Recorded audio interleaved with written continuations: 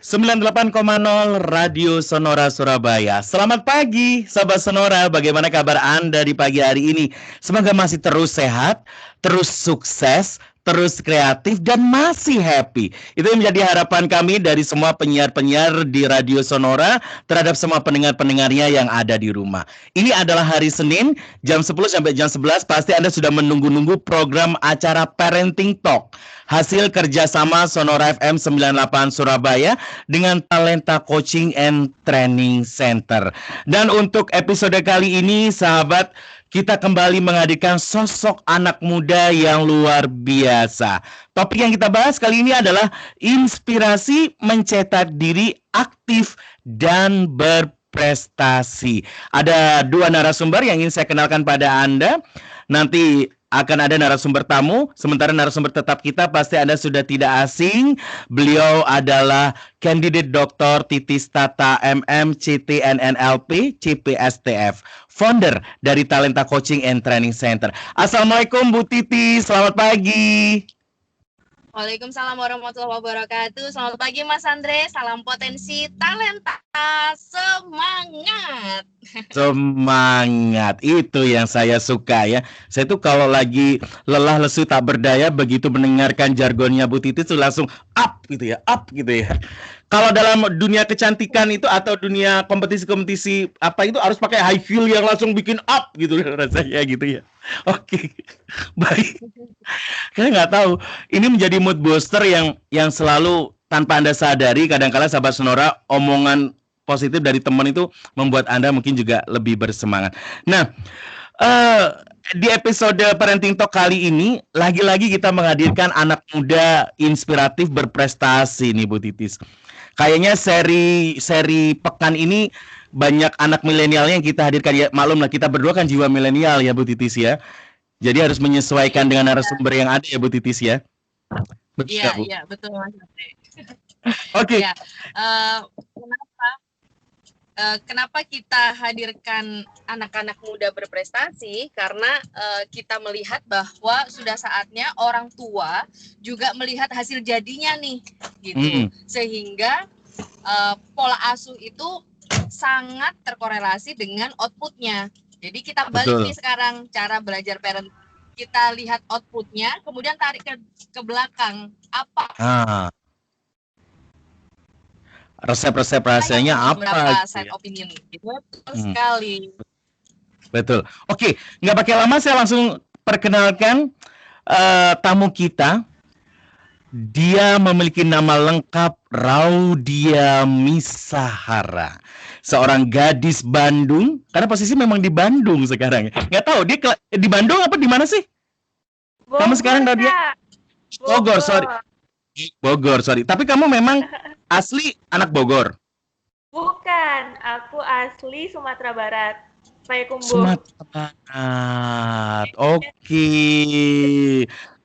Kampung Nung jauh di Mato jadinya ya? Benar. Oke. Baik, siapakah sih sosok Raudia Misahara? Saya perkenalkan dulu sahabat Sonora. Salah satu prestasi yang sangat menyondol dari Raudia Misahara ini adalah pernah menjadi fourth runner up atau juara keempat Putri Kebudayaan Indonesia 2019. Ini hanya salah satu saja. Tapi apa prestasi dari sosok Raudia? Kita langsung tanya. Raudia, prestasi kamu apa aja? Cerita dong sama kita. Oke. Meluruskan lagi ya Kak, fourth runner up itu juara 5 Kak. Oh iya, kenapa saya kepikiran langsung juara 4 ya? Bener, juara 5. Bener. Juara 5. Tapi itu susah loh. Ya, oke. Jadi cerita dikit nih Kak. Yang pertama itu, alhamdulillah untuk awal masuk kampus, ada namanya dari IPB itu ngadain yang mana seluruh budaya yang ada di Indonesia, mahasiswa-mahasiswa IPB berpartisipasi di sana, dan ada yang namanya pemilihan putra-putri daerah dari setiap daerahnya, dan saya mewakili Sumatera Barat, dan alhamdulillah di sana mendapat first runner daerah Sumatera Barat, putri daerah lokasi IPB. Nah, selanjutnya barulah mulai Kak masuk ke Putri Kebudayaan Sumatera Barat, Dan yang selanjutnya yaitu Fourth Runner Up Putri Kebudayaan Indonesia 2019. Indonesia ini saya mendapatkan gelar Putri Kebudayaan Indonesia Best in Presentation and Advocacy 2019 dan juga alhamdulillah mendapatkan kesempatan untuk menjadi mahasiswa berprestasi IPB 2020, Kak. Wow. Kamu makan apa sih? Prestasimu banyak banget. Aku pengen tahu. Makananmu apa sih, Raudia? Makan rendang, Kak. Oh, makan rendang. Makanya patut dicontoh. Ya, Mas Andre. Bu Titis makan apa, Bu Titis? Bisa sesukses seperti sekarang? Oh. Soto ayam Lamongan. Aduh, serius, aku lama tuh ngincer makanan itu, apalagi kondisi badan kurang enak, kayaknya enak banget soto ayam Lamongan ya. Kembali ke Mas Andre, kalau Mas Andre makanannya apa jadi MC keren banget. Iya saya makanannya adalah transferan cuan, Ibu. Jadi kalau ada makanan itu saya pasti bisa bagus gitu, Ibu ya. Oke. Semangat ya. Dan itulah perbedaannya antara para perempuan ini dengan Mas Andre, kalau ada cuannya langsung jalan. Just intermezzo, tetapi bener loh, orang bisa sampai sekarang itu pasti ada faktor pencetusnya ya, Bu Titis ya. Faktor pencetus yang sangat dominan dalam pembentukan karakter sehingga menjadi output perilaku dalam bentuk aneka macam prestasi adalah pola asuh dalam keluarga.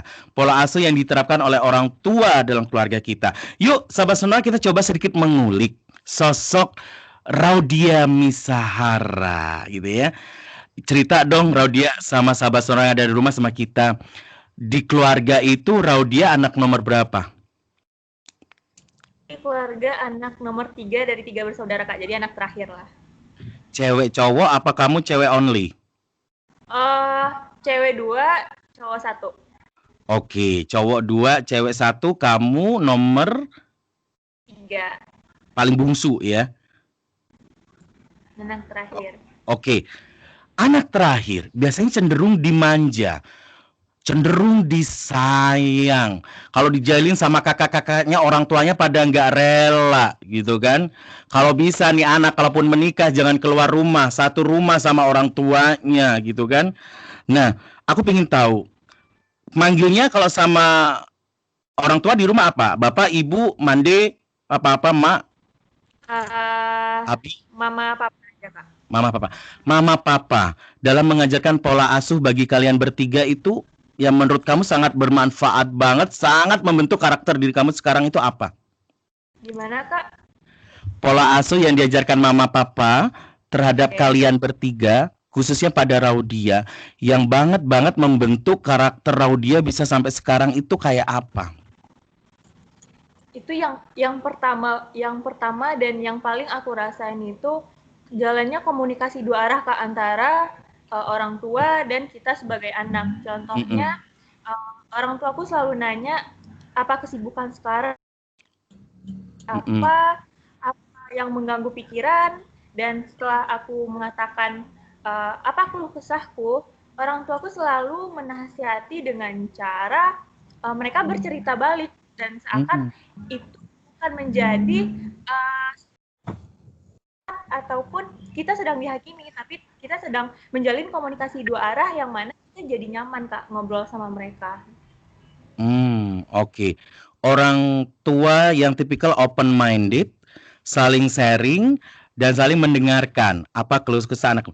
Kalau boleh tahu, setiap hari kah papa mama selalu tanya terhadap anak-anaknya apa kegiatan kalian di luar rumah? Setiap hari kah? Jadi kebetulan ayahku udah meninggal dari jadi aku lebih banyak berinteraksi dengan mama. Soalnya waktu ayah meninggal aku baru TK, jadi nggak terlalu berinteraksinya ya pas masa-masa kecil.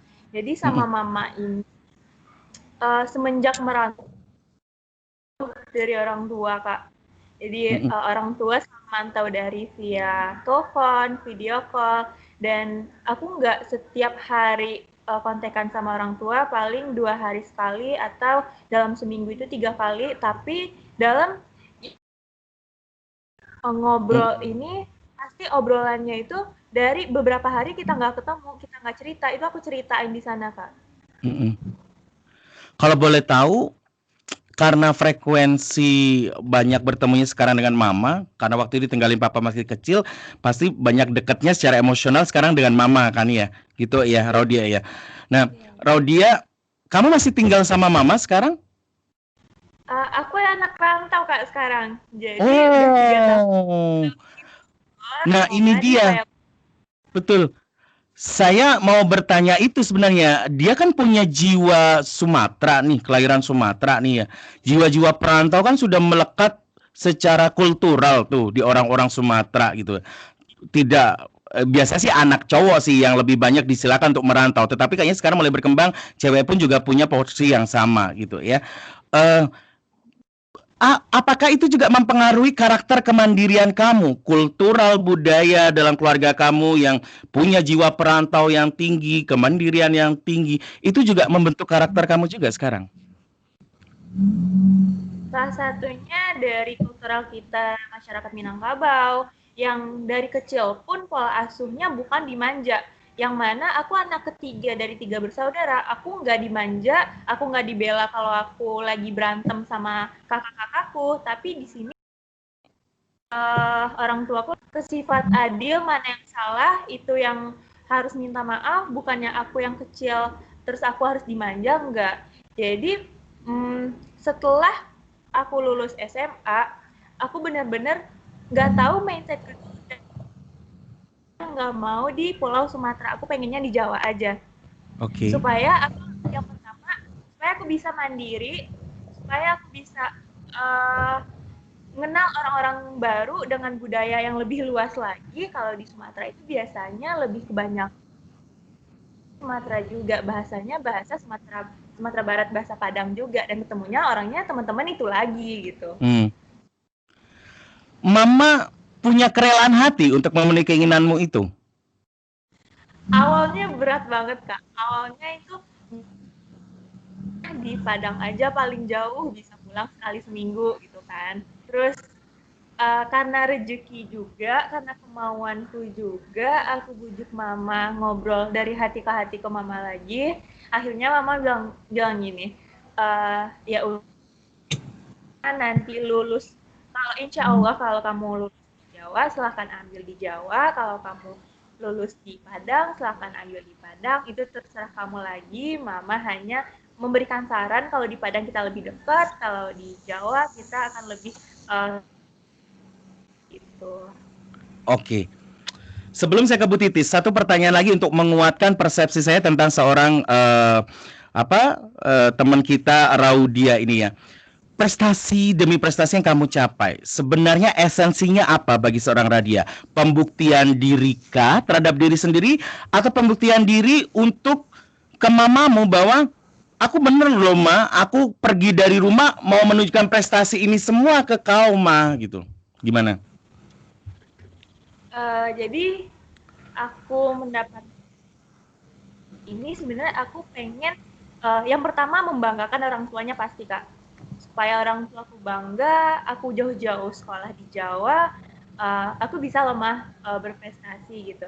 Dan yang kedua, itu aku pengen banget bermanfaat untuk orang banyak, Kak. Baik. Mulanya aku ikut lomba, aku berpikir waktu itu aku nggak ngapa-ngapain, nggak. Jadi kegiatanku waktu itu kuliah pulang. Jadi aku mikir apa yang bisa aku berikan sama orang tuaku kalau aku cuma kuliah pulang, dan apa yang bisa aku berikan sama orang-orang sekitarku kalau. Dan dari sanalah aku mulai ikut lomba, ikut mengembangkan potensi yang aku punya, dan akhirnya alhamdulillah mendapat beberapa prestasi ini. Oke, Bu Titis, contoh Raudia ini contoh yang cukup menarik ya. Kalau di episode sebelumnya kita membahas tentang kondisi pola asuh anak tunggal berprestasi. Ini orang tua tunggal dengan beberapa anak yang berprestasi, gitu ya. Situasinya udah terekam ya, settingannya kayak apa gitu kan. Nah, tadi ada korelasinya dengan episode pertama, yaitu komunikasi dua arah yang saling terbuka. Kalau di episode sebelumnya kita membahas masih lengkapnya posisi kedua orang tua. Nah, di Raudia ini lebih banyak instan dengan mamanya pasca dia ditinggal oleh ayahnya di usia TK. Situasi seperti Raudia ini mungkin juga dihadapi oleh teman-teman kita di luar sana. Tetapi kenapa ini bisa maksimal? Yang unik dari sisi parenting itu apa sih menurut Bu Titis? Oke, sebelumnya saya mau nanya dulu ke Raudia, Mama profesinya apa saat ini? Mama ibu rumah tangga, sebagai penjahit juga, dan beternak juga, Bu. Bunda. Oke, menjadi penjahit dan beternak ya. Itu dilakukan setelah ayah meninggal atau dari dulu memang sudah suka melakukan itu? Jadi yang setelah ayah meninggal, Mama itu sebagai penjahit dulu, Bun. Dan baru bekerja ya? Selama ayah hidup juga udah sebagai penjahit. Oh, udah mulai menjahit ya. Oke. Ya. Mas Andre, kalau tadi pertanyaan Mas Andre, apa sih yang unik dari parenting ya? Yang paling unik dari parenting adalah sebenarnya seperti rumus matematika, Mas Andre. Jadi latar belakang ditambah kualitas diri anaknya, kualitas diri orang tuanya itu akan sama dengan kualitas anak, hasil anaknya. Betul. Iya, jadi sebenarnya kalau orang bilang ya udahlah, biarkan aja mendidik anak kayak air mengalir, nyantai aja. Oh, nggak bisa gitu. Jadi seperti rumus matematika, kalau kita tambahkan gula, jadinya akan lebih manis. Kalau kita tambahkan garam, jadinya akan lebih asin. Jadi seberapa kuat kita effort untuk mendidik anak kita, outputnya juga jadi beda, Mas Andre. Nah, sekarang kita bikin komparasi ya. Di episode sebelumnya, bahan bakunya adalah kedua orang tua yang masih aktif, ya, masih ada kedua orang tuanya. Kemudian pola asuh ditambah dengan pola asuh yang menerapkan personal branding. Sama dengan outputnya apa? Outputnya adalah seorang anak yang luar biasa berprestasi dengan ciri khas dia personal brandingnya bagus, sopan, ya, manis, kemudian punya prinsip. Sekarang case yang kedua, bahan bakunya apa? Bahan bakunya adalah orang tuanya yang tinggal satu, mama aja, ya. Kemudian dengan mama yang bekerja, kemudian menerapkan kemandirian, gitu ya. Hasil outputnya apa? Outputnya adalah anak berprestasi yang dominannya adalah aktif dan produktif. Nah, beda hasilnya, Mas Andre. Kata kunci aktif dan produktif ini tidak ada pada anak pertama tadi. Kalau anak pertama tadi kan anggun, sopan, berprinsip. Betul. Ya. Kalau anak yang kedua jadinya lebih produktif dan aktif. Kenapa? Karena ada salah satu orang tua yang sudah meninggal gitu, Mas Andre.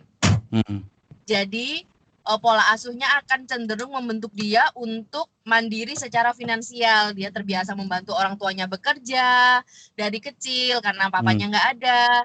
Jadi dia terbiasa aktif, produktif. Itu pun terbawa ketika dia berprestasi, dia mengejar kuantiti. Jadi aktif, ada aja yang dia lakukan gitu. Karena bahan bakunya itu tadi gitu, dia nggak bisa bermalas-malasan karena hanya ada mama gitu, Mas Andre.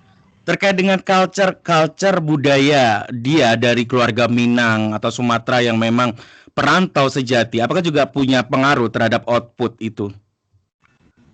Iya, bahan baku tadi itu pertama adalah lingkungan internal ditambah lingkungan eksternal, termasuk culture itu ada di dalam lingkungan eksternalnya. Kemudian ditambah bahan baku pola asuh, nah sama dengan output anaknya. Tentu saja culture yang tadi berasal dari Minang, atau misalnya seperti Mas Andre berasal dari Surabaya yang notabene keras gitu ya, bondo nekat orang-orangnya, maka akan jauh lebih survival dibandingkan misalnya daerah Puncak atau Malang gitu ya. Atau misalnya saya misalnya dari Lamongan juga, kulturnya juga orangnya memang juga suka merantau, itu memang mempengaruhi memang. Tapi mungkin prosentasenya lebih kecil dibandingkan lingkungan internalnya itu lebih dominan. Jadi secara matematis output anak mau jadi seperti apa itu sudah ada rumusannya. Tapi dalam konsep keluarga yang masih ideal, Bu Titis, Orang tua masih ada, anak masih lengkap, semua terbutuhi. Kenapa outputnya tidak maksimal? Nah, ini rumusannya apa yang salah ya, Bu Titis ya? Nah, oke. Misalnya misalnya orang tua lengkap, fasilitas ada gitu. Biasanya karena pola asuhnya kurang strength gitu. Karena mungkin kedua orang tua sibuk sehingga dikasih senjata aja tapi nggak dikasih tahu bagaimana petunjuk penggunaannya. Gampangannya gitu. Oke. Gitu. Jadi semua alat tools pendidikan itu tidak hanya saja kita berikan alatnya yang mahal, semurah apapun atau misalnya kita bikin mainan sendiri pun, yang penting adalah cara memainkan pola asuh itu dan goal yang kita setting gitu. Baik. Misalnya aja kita bikin tembak-tembakan gitu ya. Ada kita beli di mall tembak yang mahal. Ada juga orang tua yang membuat dari rakitan. Dua-duanya ini sebenarnya dalam pola asuh sama saja. Cara yang paling maksimal adalah ketika orang tua mengajarkan bahwa ini alat tembak ini adalah untuk menembak sasaran yang sebelah sana. Dan kalau kamu ingin menjadi orang yang luar biasa adalah kamu menembaknya tepat di tengahnya. Gitu. Jadi orang tua itu tidak hanya memberikan fasilitas tapi mengajarkan mencapai goalnya. Baik. Aku kembali lagi ke Raudia nih ya. Raudia, sejak kapan sih kamu mengenali jati diri kamu? Maksudnya, kayaknya aku punya potensi ini ya, aku harus fokus ke ini deh. Kamu paham kekuatanmu itu apa sih? Kalau menurut versi kamu? Paham kekuatanku dalam public speakingku, dalam memberi inspirasi, memberi hal yang positif terhadap orang lain, Kak. Itu kapan kamu temukan? Kayaknya aku kalau enak di ini deh, kayaknya aku memang keunggulanku ini deh. Kapan kamu temukan nih situasi itu? Setelah kamu merantau atau masih ikut sama mama? Setelah merantau. Jadi di masa apakah aku hanya bisa kuliah pulang, apa yang bisa aku berikan sama orang tuaku, apa yang bisa aku berikan sama sekitarku, dan di sana aku mulai menggali, Kak. Gampang atau susah? Awalnya kamu ngeklaim kayaknya ini potensial banget buat aku, tapi kayaknya aku masih kurang nih. Aku harus ada effort nih. Ya susah, Kak, karena kita itu bisa karena terbiasa kan. Kita bisa karena terbiasa. Dalam awal langkah mencoba itu banyak sekali rintangannya dari dalam diri sendiri atau rintangan dari eksternalnya. Tapi yang perlu diingat lagi adalah apa tujuan awal, titik fokusnya aku mau jadi apa, aku harus menekankan itu lagi, dan terus di jalan yang memang jadi apa. Kalau boleh tahu, titik fokus kamu apa? Sekarang, Kak? Iya. Titik fokusku adalah sekarang untuk membahagiakan orang tuaku. Dengan cara apa rencanamu? Cara yang pertama, aku berprestasi di dunia perkuliahan, memiliki IP yang tinggi, dan nantinya bisa menafkahi menjadi tulang punggung untuk keluargaku menggantikan ibuku sekarang. Situasi ini hampir persis saya alami dulu ketika saya masih di bangku kuliah sama dengan si Raudia. Saya harus pisah dari orang tua saya ke kota lain untuk kuliah, hidup mandiri dengan suplai biaya hidup yang ngepres. Walaupun kurang, saya bilang cukup aja sama orang tua, cukup aja. Survive-nya saya bagaimana, saya masih tetap sebagai anak kos bisa makan sampai akhir bulan. Pasti setiap anak kos pasti sudah punya ceritanya ya. Tetapi satu kesamaan saya dengan Raudia waktu itu yang saya juga pelajari dari Raudia adalah pembuktian diri, Bu Titis. Kayak pembuktian diri itu menjadi kayu bakar yang besar yang menyemangatkan kita dalam situasi apapun gitu loh. Dalam ketidakmampuan apapun. Nah, dalam konsep parenting, pembuktian diri seorang anak itu sebenarnya dipengaruhi oleh faktor apa aja sih, Bu Titis? Ada yang sampai pembuktian dirinya maksimal, ada yang sedang-sedang aja, bahkan ada yang cuma setetes lilin yang kemudian meredup begitu aja. Gimana nih, Bu Titis? Iya. Pembuktian diri itu nggak semua anak itu memahami itu loh Mas Betul. Andre. Mm-mm. Anak-anak yang punya kayu bakar dan api menyala untuk membuktikan dirinya, membanggakan orang tuanya, itu ada pada anak-anak yang baik hati gitu, yang dididik dengan baik. Mm. Kalau semisal dididik di pola asuh yang kurang tepat sehingga anak itu ada dendam, bagaimana anak dendam bisa punya keinginan membahagiakan orang tuanya kan?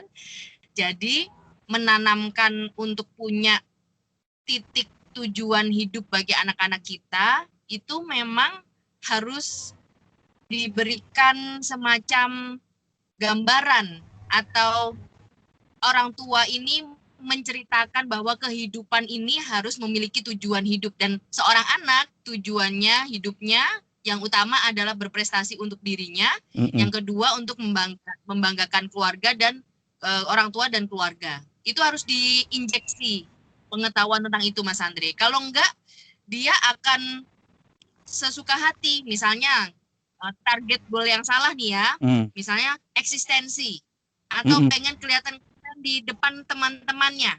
Nah, atau misalnya dia hanya pengen menikmati hidupnya secara hura-hura.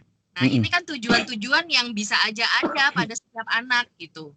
Makanya dan tujuan-tujuan ini hanya egois gitu ya, tidak memperhatikan lingkungan sekitar. Maka orang tua nggak apa-apa kok kita memberikan edukasi, menyampaikan kepada anak-anak kita sebuah tujuan yang baik. Kalau enggak, mereka akan mempunyai persepsi tersendiri yang bisa jadi itu kurang tepat gitu. Baik.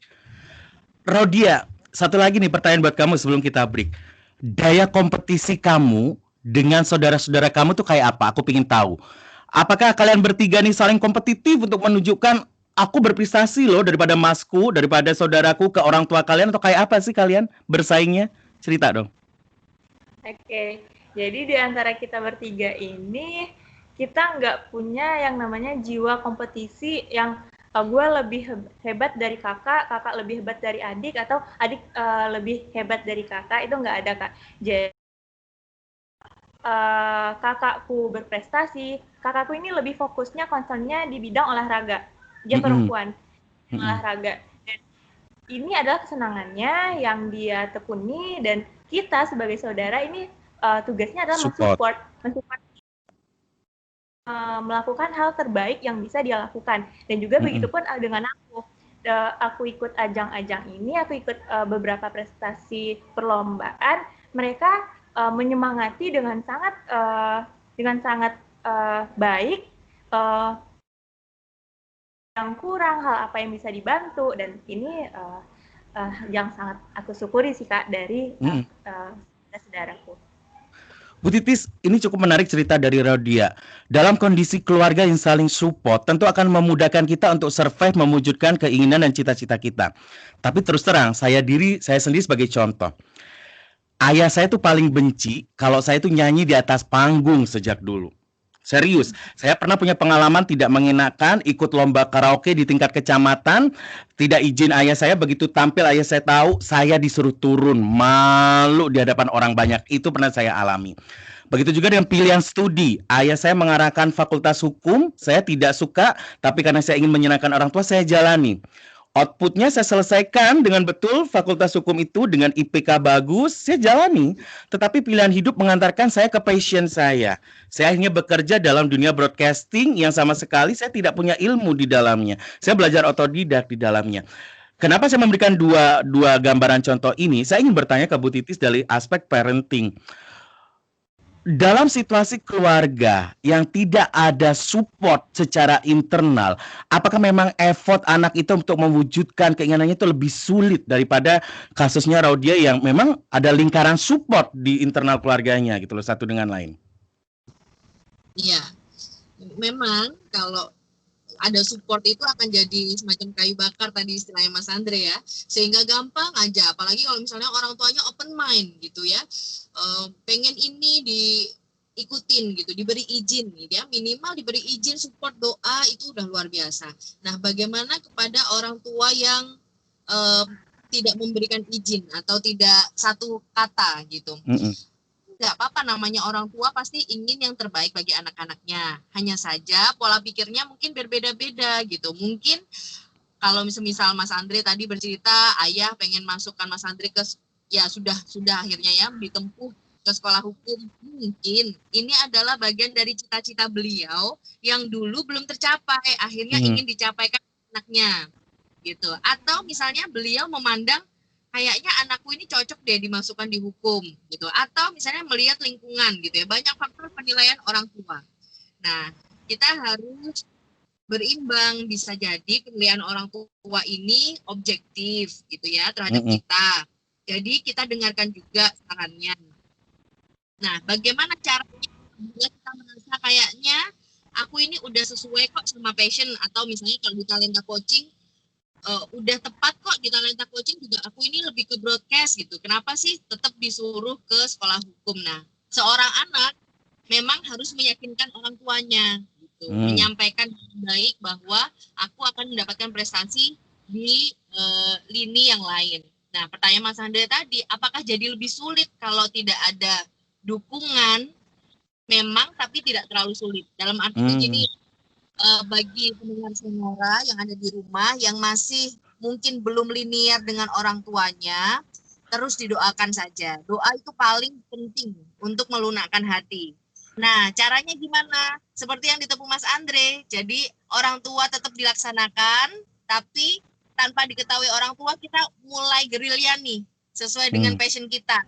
Nah, passion kita itu harus jauh lebih duluan sehingga kita dapat prestasi, kita tunjukkan agar kita bisa segera merubah arah orang tua agar mengikuti kita. Oke, sepertinya ini menjadi tips yang memang harus diperhatikan oleh teman-teman yang kondisi seperti itu di rumah sana ya. Baik, Sahabat Sonora, di posisi seorang Radia sekarang ya, perantauan jauh dari orang tua, hidup mandiri dengan saat berkegiatan dan juga pembuktian kualitas dirinya mencapai mimpi-mimpinya. Super sibuk bahasa sederhananya, butuh time management yang sangat bagus. Seperti apa time management ala Raudia nanti kita bahas di segmen selanjutnya. Jangan kemana-mana, tetap di program Parenting Talk. Kita akan kembali lagi setelah yang satu ini. 98 Radio Sonora Surabaya, sahabat keluarga, terima kasih sahabat Sonora Anda masih setia di acara Parenting Talk, hasil kerjasama Radio Sonora FM 98 Surabaya dengan Talenta Coaching and Training Center. Masih ada Ibu Titis Tata yang tersambung bersama kita via Skype. Beliau masih dalam perjalanan bisnis beliau, jadi sedang mobile. Tapi terima kasih menyempatkan waktu Bu Titis masih bersama Sonora. Dan juga langsung dari Bogor ada Raudia Misahara yang juga tersambung bersama kita via Skype. Kita bersyukur teknologi di masa pandemi ini dimanapun kita berada masih terkonek untuk semuanya. Nah, kita membahas tentang inspirasi mencetak diri aktif dan berprestasi. Tadi di segmen pertama saya, Bu Titis dan juga Raudia sudah banyak memberikan insight buat kita sebagai orang tua ya. Bagaimana pola asuh orang tua itu ada rumusnya terhadap output perilaku kualitas anak. Itu ada rumusnya ya. Kemudian bagaimana sosok Raudia tadi mengenali jati dirinya sehingga dia begitu survive menjadi posisi seorang pribadi yang mandiri dan tangguh walaupun jauh dari keluarga dengan pembuktian diri dan pencapaian prestasi. Dan tadi sempat Bu Titis juga menyinggung kadangkala di saat kita mengupayakan pembuktian diri dan pencapaian prestasi itu akan banyak tantangan kita hadapi, dari menilai diri kita sombong karena kita sangat eksis dan aktif sekali. Tetapi balik lagi pada konteks kita, fokusnya di mana? Dan Raudia tadi memilih fokusnya saya adalah bermanfaat untuk orang di sekitar saya. Oke. Dengan kesibukan yang super banyak ini pasti nggak gampang loh Raudia, kayak aku, Bu Titis atau sahabat Sonora yang pernah kuliah dan jauh dari orang tua dengan saat berkegiatan internal, eksternal kampus itu pasti udah pusing memanajemen waktu. Belum mengiris kepentingan pribadi pacaran sama teman-teman satu kosan gitu kan. Apalagi kamu sekarang terlibat di yayasan itu dong, Putri Kebudayaan Indonesia dengan komunitasnya dan juga para alumni-alumninya. Bagaimana kamu memanage waktu seaktif mungkin? Kuliah tetap jalan baik, kegiatan kamu jalan baik, cari duit untuk kebutuhan hidupmu juga masih berjalan dengan baik gitu loh Raudia. Usiamu masih muda lagi. Iya. Eh, dan itu emang susah sih Kak, susah untuk mengatur waktu. Tapi dari aku menyempatkan diri untuk mengevaluasi kegiatan-kegiatan mana yang bermanfaat untukku, kegiatan mana yang tidak bermanfaat untukku. Dan contohnya Hmm. ikut lomba dan cari tambahan uang saku, Mm-mm. mengerjakan proyek-proyek dari dunia perkuliahan, itu Hmm. merupakan hal yang kalau dipikir-pikir, aduh gue sibuk banget gitu. Mm-mm. Tapi di mana lagi, tapi harus uh, mengatur lagi, mau milih mana dan mengorbankan salah satu yang lainnya. Mm-mm. Contohnya aku nggak bisa ngorbanin jam tidur. Mm-mm. Jadi aku mengorbankan jam main. Jadi untuk kita bisa melakukan hal-hal yang kita inginkan, yang bermanfaat dan yang mempunyai dampak positif untuk diri kita. Oke. Terlalu idealis kalau kata anak muda bilang sekarang. Tapi kamu bisa menikmati situasi itu ya. Maksudnya kamu main Iya, skala prioritas. Apa yang harus aku prioritaskan nih? Kalau penting banget, aku jalani. Kalau nggak penting nggak oke. Tapi kan kamu tetap anak muda yang butuh relationship kayak biasanya gitu loh. Butuh happy-happy juga. Emang kamu nggak stres dengan strike-nya manajemen time yang kamu lakukan se-strike itu gitu loh? aku mengurangi bukan menghilangkan Kak. Jadi mengurangi Oke. yang biasanya aku dalam seminggu itu cuma sehari atau 2 hari buat belajar, buat fokus sama diriku, dan selebihnya main. Sekarang aku balik Kak. Mm-mm. Jadi lebih banyak aku untuk uh, kuliah, untuk hal-hal yang positif, dan mainnya dikurangi nih dikit. Kamu merasa passion kamu ini juga menjadi ladang kamu bermain? Iya, karena passion itu hal yang aku suka, hal yang bikin aku seneng, walaupun aku ngelakuin ini, aku nggak ngerasa capek, Kak. Hmm. Itu ya kalau kita ngelakuin sesuatu itu dengan passion kita. Oke, ini terkait dengan kesibukanmu sekarang menjadi kepanjang apa ya istilahnya duta lah, boleh saya pikirkan begitu, Putri Kebudayaan Indonesia 2019 dengan program-program dari tempat itu, kemudian ikut proyek-proyek mereka. Kamu kan harus bagi waktu nih dengan kebutuhan kamu sebagai anak yang masih kuliah. Kalau boleh tahu sekarang kamu semester berapa sih, Raudia? Apa, Kak? Semester berapa sekarang, Raudia? Aku alhamdulillah baru lulus bulan Juli kemarin, Kak. Wow, berarti udah nggak kebeban kuliah nih ceritanya nih sekarang ya. Udah lebih fokus nih. Iya, Oke, ngeluarin baik. SKL, Kak. Berarti termasuk anak-anak yang diwisuda secara online nih. Jadi Generasi wisuda sebenarnya online. di IPB itu ada 2 pilihan, Kak. Mau wisuda online, Hmm. apa wisuda offline. Tapi tunggu dalam jangka waktu yang belum ditentukan. Oke, baik. Bu Titis, time management bagi anak muda kadangkala bukan hal yang perlu untuk diribetkan gitu ya. Tapi bagi karakter-karakter anak muda yang ingin sukses, kayaknya time management itu suatu hal yang wajib harus dilakukan. Gimana Bu, formula time management yang tepat bagi anak muda? Time management berjalan, tetapi kebahagiaan hakiki dunia masa muda tetap berjalan. Gimana tuh Bu Titis? Iya, wah Mas Andre pakai kebahagiaan hakiki anak muda segala ya. Oke, itu memang perlu kita perhatikan ya, sahabat Sonora, para orang tua yang ada di rumah.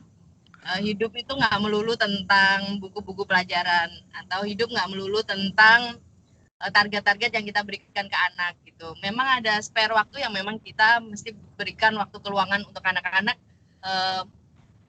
menghabiskan masa mudanya dengan berbahagia gitu ya. Tadi Mas Andri seru sekali saya menyimak ketika Mas Andri menemukan satu kata kunci. Apa yang membuat masa mudamu tetap kamu nikmati? Ternyata Mbak Raudia bilang ada pada aktivitasnya, itu adalah passionnya gitu ya. Jadi klop banget. Dia bisa memampatkan waktunya, tidak perlu untuk hangout dengan teman-teman untuk merasa bahagia dan merasakan masa mudanya. Dia cukup dengan produktivitasnya. Nah, Mas Andre, dari narasumber kita hari ini, saya punya rumus baru nih. Saya menemukan pattern baru nih, gitu ya. Untuk anak-anak yang clue-nya adalah dia produktif dan aktif, dia ada punya time management di dalam hidupnya, gitu Betul. ya. Ini tidak Betul. kita temukan di narasumber kita sebelumnya. Iya, Ya. betul. Narasumber kita sebelumnya tidak merasakan pentingnya mengatur waktu. Yes. Karena mungkin dia tidak seproduktif Claudia gitu.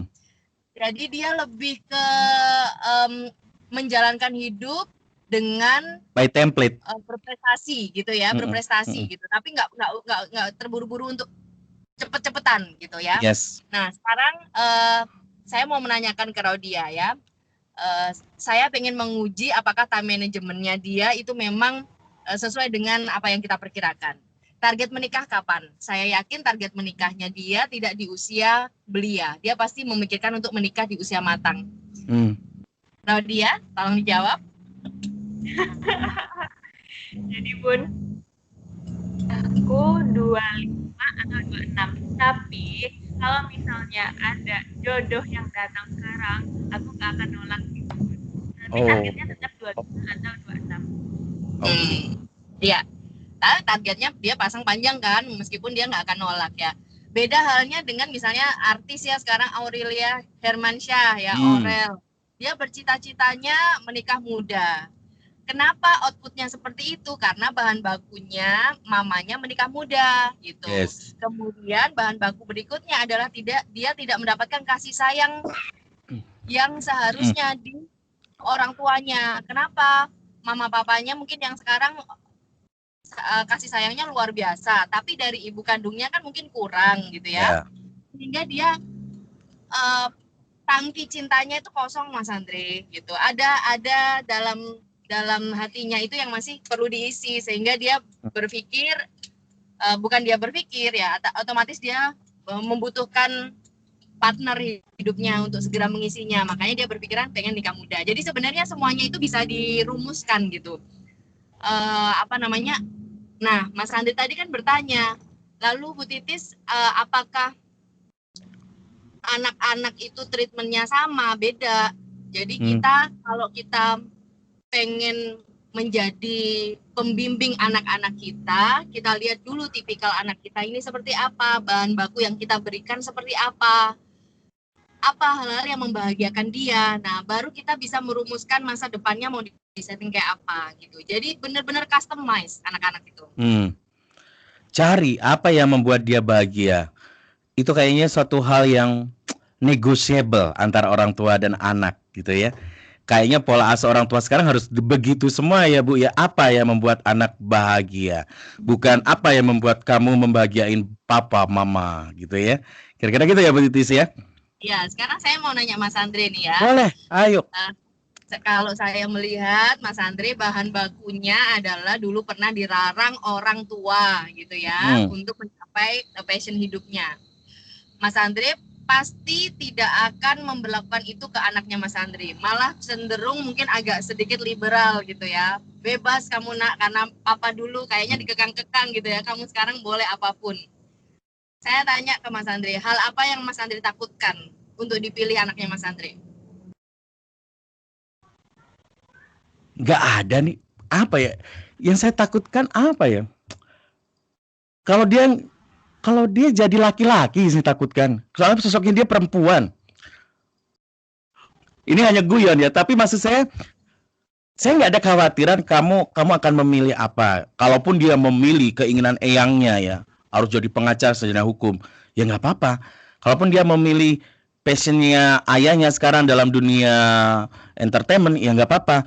Tapi memang anak saya ini belum kelihatan masih passionnya kemana Bu, karena memang masih usianya di bawah 4 tahun, sedikit ini berganti. Tetapi satu yang bisa saya lihat dari pattern anak saya ini, kayaknya dia ada kekuatan narsisnya juga kayak bapaknya gitu loh. Ya mungkin arahnya nggak tahu juga saya kemana. Narsis kan belum tentu jaminan dunia entertainment. Narsis kan juga bisa kemana-mana juga ke depannya gitu kan. Nggak ada sih kekhawatiran sebenarnya Bu Titis. Kalau ditanya sekarang loh ya, belum ada. Ya bagus sekali. Mungkin Mas Andre memang orang tua yang memang open mind sehingga enak-enak aja gitu ya. Nah, kembali lagi ke Mbak Raudia, kalau kita hari ini menggali apa yang membuat Mbak Raudia ini menjadi unggul dibandingkan teman-temannya yang lain, kalau saya tadi lihat, salah satu goal hidupnya adalah pengen membahagiakan orang tua dengan Orang bisa tua. memberikan material gitu ya. Nah, ini kita bisa contoh juga sahabat Sonora. Jadi kalau Mbak Raudia bisa menjadi seperti ini karena kondisinya mau nggak mau dia harus produktif. Karena dia hanya ada Situasi yang memang mengharuskan dia seperti itu ya. masa membantu bekerja orang tuanya. Nah, kalau kita misalnya pengen output anak kita itu seperti Mbak Raudia, padahal kita berkecukupan misalnya, nah kita bisa caranya adalah memodifikasi pola asuh. Caranya adalah kita nggak ngasih uang jajan berlebihan. Kita mengajak anak untuk jualan misalnya di sekolah gitu ya. Gitu, itu jadi melatih kemandirian anak untuk mulai mandiri dari sejak kecil. Jadi tidak harus lingkungan itu begitu nggak harus lingkungan itu natural. Lingkungan itu bisa dibentuk juga, Mas. Saya setuju dengan Bu Titis ya. Kalau kita melihat contoh output kayak sosok Radia atau tamu-tamu kita sebelumnya ya, dengan anak-anak yang berprestasi seperti itu, kayaknya memang ada latar belakang yang membuat anak itu hari ini mengeluarkan output seperti itu. Tetapi ketika kita mengaca kembali ke diri kita, masa untuk aku punya anak pengen kayak Raudia harus nggak ada ibunya atau bapaknya salah satu kan nggak mungkin gitu kan, situasi yang membentuk seperti itu. Tapi tadi bisa diintervensi dengan modifikasi situasi ya, itu yang sangat penting. Oke, aku kembali ke Raudia. Ini obrolan kita semakin tinggal sedikit Raudia waktunya. Tetapi kalau bertanya tentang masalah prioritas hidup, sekarang Raudia udah lulus kuliah.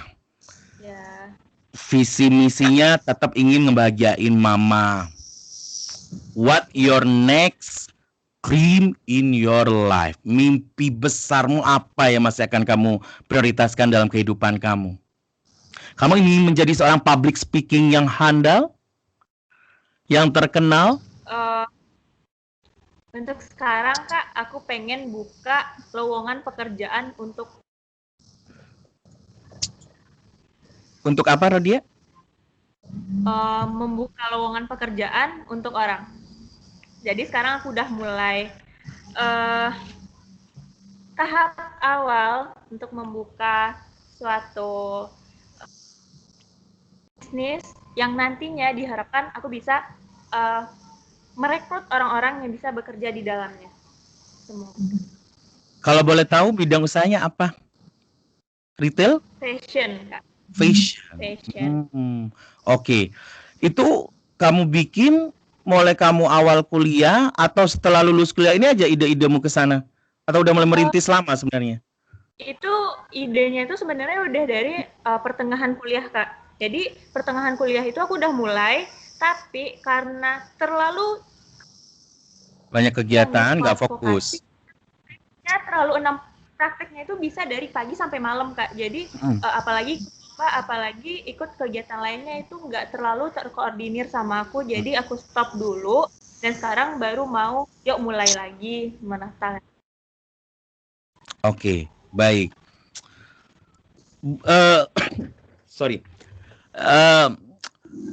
Saya itu sangat ini ya dengan sosok Raudia ya, maksudnya di aspek dia pembuktian diri ingin tercapai, keberhasilan hidup ingin tercapai, tapi dia tidak pernah melupakan sisi manfaatnya untuk orang lain. Itu suatu hal yang patut digarisbawahi gitu loh ya. Kenapa sih Raudia kamu selalu berpikiran aku harus bermanfaat bagi orang lain? Padahal terus terang ya, kalau kita mau melihat ke situasimu sekarang, belum tentu proyek kamu ini akan berhasil dan bisa memanfaatkan orang lain gitu. Tapi kenapa kamu punya visi sejauh itu? Kenapa nggak pembuktian diri dulu? Aku seberapa manfaat dulu deh buat keluargaku gitu loh. Karena sebaik-baiknya manusia adalah manusia. Jadi kalau misalnya aku bisa bermanfaat bagi orang lain, udah pasti aku bisa membanggakan dan membahagiakan keluargaku. Kayaknya kalau kamu punya pasangan hidup, kayaknya harus visinya sama ya dengan kamu ya. Passionnya harus bermanfaat kayak untuk orang lain itu kayaknya ya. Oke, ayo siapa yang punya tipikal kayak gitu udah mulai ini bisa ya gitu. Bu Titis, Ya, ini closing statement yang cukup menarik dari seorang Raudia Misahara ya. Di ambisinya untuk eksistensi dirinya, pembuktian dirinya sebagai anak rantau dengan beragam prestasi yang bisa membanggakan orang tuanya. Dia tetap punya konsep membahagiakan orang tua itu harus relate dengan membahagiakan orang lain di sekitarnya. Dia punya konsep membahagiakan orang lain otomatis juga akan membanggakan orang tua. Ini terlalu idealis atau enggak sih sebenarnya Bu Titis? Bagi seorang anak muda masih seumuran Raudia gitu loh. Kalau idealis kok ada ya anak muda sampai seidealis itu gitu loh.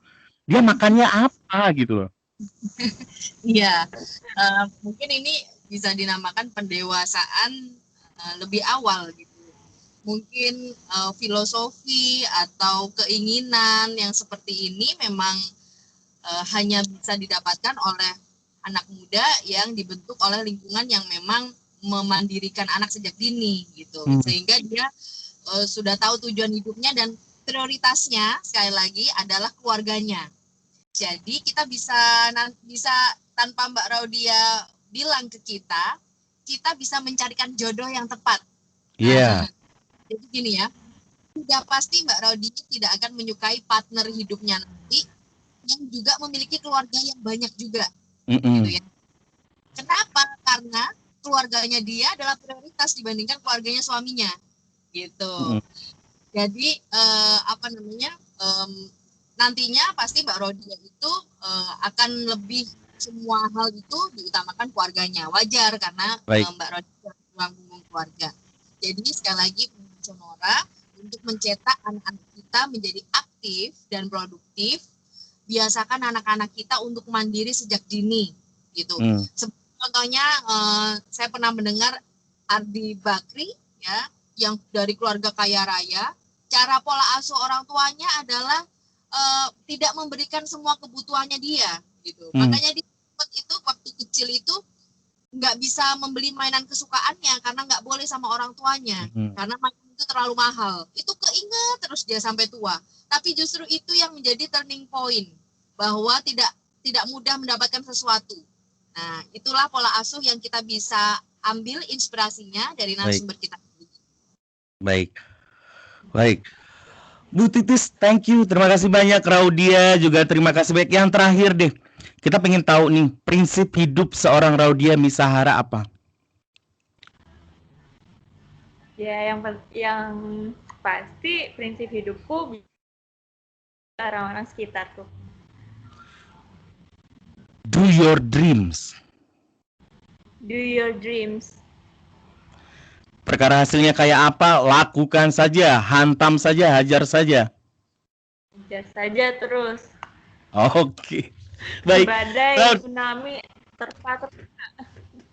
Oke, ini bahaya nih kalau laki-lakinya nih nggak bisa selevel dengan si Raudia nih, cowoknya nih sumpah gempor-gempor dan ngadepin Raudia gitu ya. Oke. Raudia, Bu Titis, terima kasih banyak sharingnya, luar biasa. Semoga apa yang kita obrolkan ini menginspirasi bahwa kalau kita mengaca kepada kekurangan, terlalu banyak excuse terhadap apa pencapaian kita, nggak pernah ada habisnya. Semua itu justrunya kekurangan, situasi yang tidak mendukung harusnya menjadi api pembakar kita untuk survive dan menciptakan apa yang menjadi passion kehidupan kita. Mewujudkan apa yang menjadi keinginan kehidupan kita dan memanfaatkan diri kita sejauh mana bermanfaat untuk diri kita secara pribadi dan juga orang di sekitar kita. Terima kasih banyak Bu Titis dan juga Raudia. Selamat pagi semuanya. Assalamualaikum. Waalaikumsalam. Terima kasih Mas Andre. Terima kasih Mbak Raudia. Bunda, makasih Mas. Baik, sampai di sini sahabat Sonora kebersamaan kita di program Parenting Talk hasil kerja sama Radio Sonora FM 98 Surabaya dengan Talenta Coaching and Training Center. Saya Andra Komarudin pamit, sampai jumpa. Terima kasih semuanya, sampai jumpa. Hati-hati Bu Titis di perjalanan. Raudia, thank you ya Raudia ya. Sukses selalu ya. Assalamualaikum. Waalaikumsalam.